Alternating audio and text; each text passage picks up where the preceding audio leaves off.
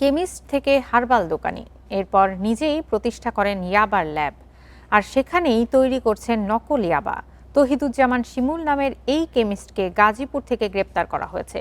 মাদকদ্রব্য নিয়ন্ত্রণ অধিদপ্তর বলছে, ইয়াবা কিনে সেগুলো গুঁড়ো করে পরে ফ্লেভার সহ বিভিন্ন উপকরণ মিশিয়ে ইয়াবা তৈরি করেন শিমুল।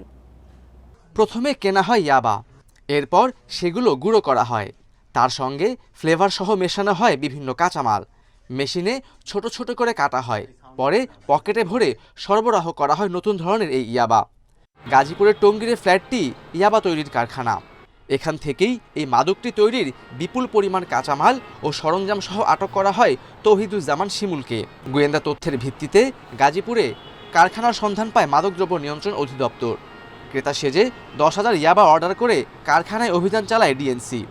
500 ইয়াবা কিনে সেটাকে পাউডার ফর্মে নিয়ে যেত এবং সে যে বিভিন্ন কেমিক্যাল যে সে সংগ্রহ করতো লোকালি এর সাথে মিক্স করে সে তার এই যে ইয়াবা তৈরির যে সরঞ্জাম এবং ডাইস ব্যবহার করে সে 5,000 ইয়াবা প্রস্তুত করতো এবং তার একটা নিজস্ব নেটওয়ার্ক আছে, সেই নেটওয়ার্কে সে আসলে এগুলো বিক্রি করতো। ডিএনসি বলছে, শিমুল পেশায় কেমিস্ট। সাতক্ষীরা থেকে গাজীপুরের টঙ্গীতে এসে খোলেন হার্বাল ঔষধের দোকান। নিজের ভাড়া ফ্ল্যাটেই তৈরি করতেন ইয়াবা। 4 মাস আগে যুক্ত হন মাদক কারবারে। বিভিন্ন হার্বাল কোম্পানিতে চাকরি করার সুবাদেই সে কিভাবে ট্যাবলেট প্রস্তুত করতে হয় সেই ধরনের কৌশল সে রপ্ত করে এবং তার সেই অভিজ্ঞতা দিয়েই সে আসলে তার এই মিনি ল্যাবে বিভিন্ন ডাইস ব্যবহার করে সেই ইয়াবা প্রস্তুত করত। শিমুল গাজীপুরের আশেপাশে ইয়াবার বড় সিন্ডিকেট গড়ে তুলেছে। বাকিদের ধরতে ডিএনসির অভিযান অব্যাহত।